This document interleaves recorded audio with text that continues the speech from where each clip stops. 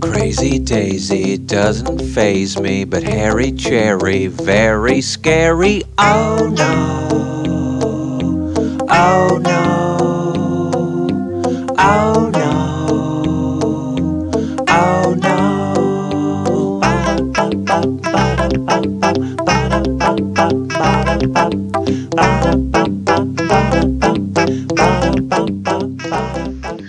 Hi BookTube, this is Frishawn from WTFRUreading.com, and as you can see, I have new glasses today. So if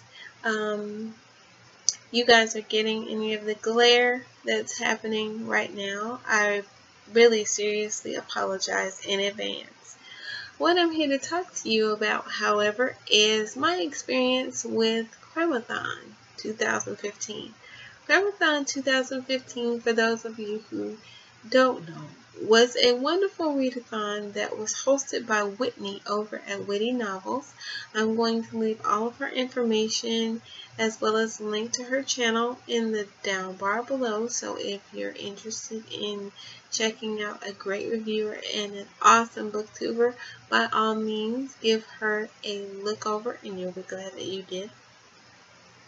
But as I was saying, I got to participate in Cramathon, and I read 6 books this weekend from the 10th through the 13th. Thank you so much, Whitney. I'm going to go ahead and get into the books that I read so you guys can go ahead and check them out. Thanks so much. The first book that I read is The Air by Kira Cass. I was a little bit trepidatious about this book only because I liked the selection so much, and I was so in love with everything that Kira had done in creating the characters of Maxim and America and the world of Ilya. So when it came time to read this, I was reading it with fingers and toes crossed, and I cannot say that I was disappointed.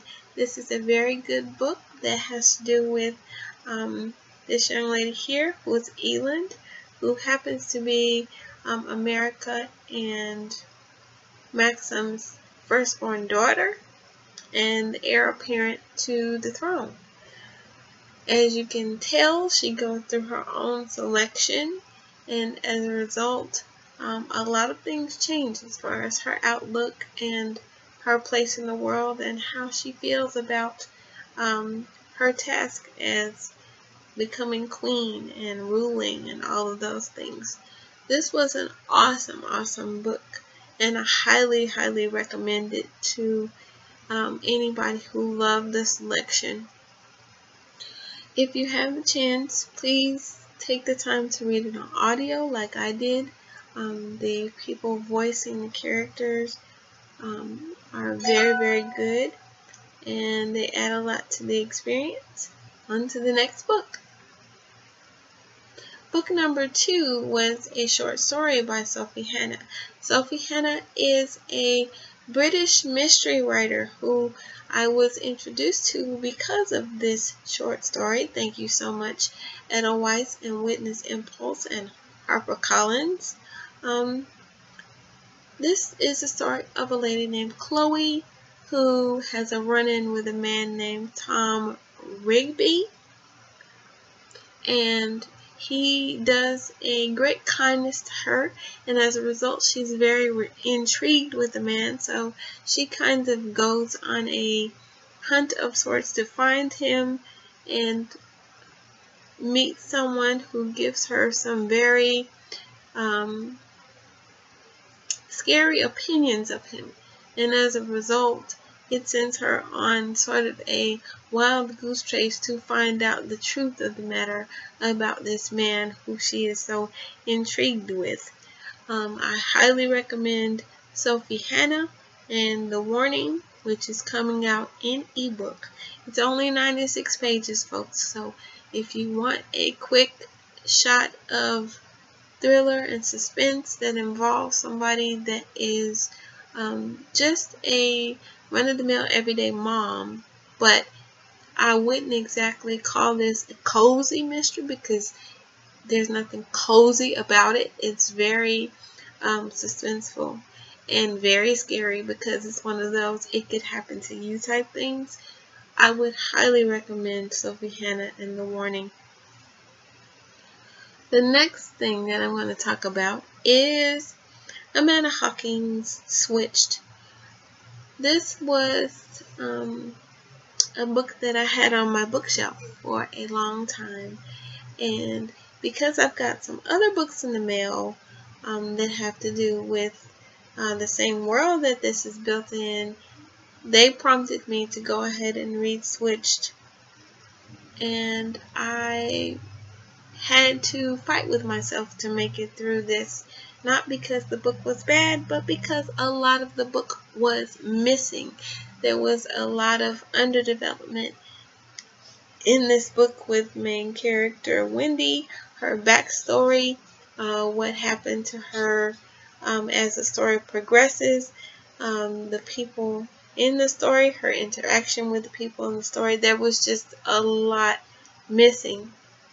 So after that, I went on to Paperweight, which is a young adult contemporary by Meg Heston. This is a book that I have to do a disclaimer for because it deals with bulimia, anorexia, divorce, and suicide, and suicide. So if you're a person who is dealing with any of these situations, this might be a trigger for you, so I would seriously do a lot of soul searching before reading this.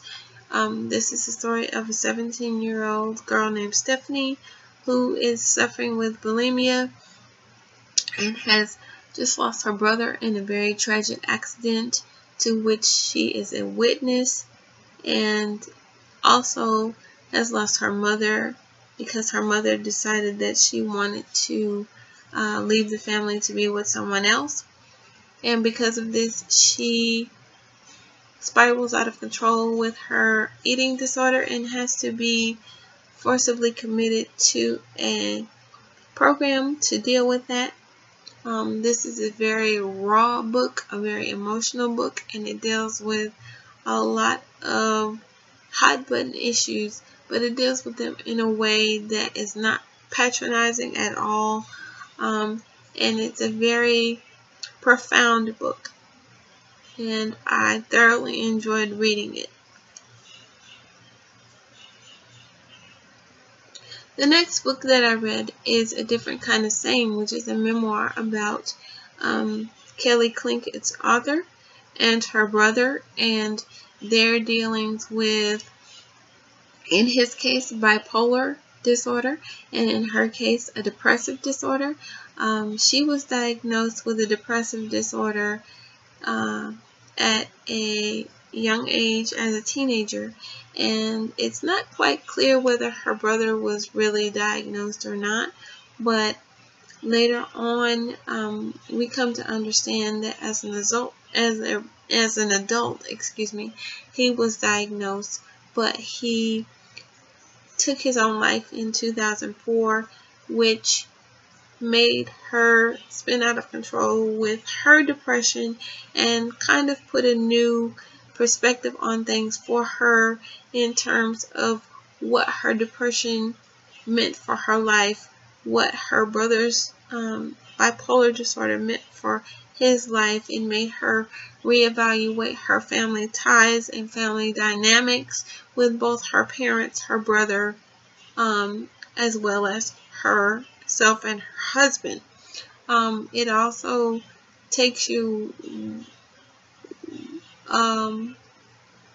far in depth to, family dynamics with them as children, how they, meaning she and her brother, related to each other, and how that may have or may not have had something to do with the way that they related to each other or didn't relate to each other as adults, and how their respective disorders may or may not have played a role in that. This is a very, very eye-opening book, There are a lot of really hard to deal with issues in this book, but I wouldn't say that it is a dark read or a very hard read. It's just very informative and extremely honest and down to earth. So if you know anyone who has or is dealing with issues of depression or bipolar issues, or any sort of mental health issues, or if you yourself are dealing with these issues, I would definitely recommend this book. The last book that I read was a continuation of the Trill series, which I started and switched. This book is a big step up from Switched. I was very, very happy to realize that this was going to be so much better than Switched for Wendy, for all of the supporting cast, for her love interest in Finn, for a new love interest that she developed in a character called Loki. There was a lot of plot twists in this book. You come to understand her and her relevance to the kingdom of the Trill. And we also introduced to another neighboring kingdom called the Vitra. This book is what makes my recommendation of the Trill series as a whole possible, because if I hadn't have gone ahead and read Torn after reading Switched, I wouldn't be able to recommend this series to you. This is the reason why, even if I do encounter a first book that's not so good, I still go ahead and read the second or third books, because a lot of times there is a redemptive factor between books 1, 2, 2, and 3.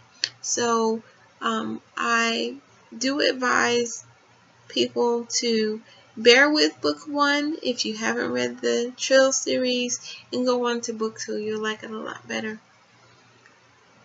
Thank you so much, Whitney from Witty Novels, for hosting Cramathon. It was a wonderful, wonderful, wonderful experience for me. I got to shave down my TBR quite a bit and expose myself to a lot of great books.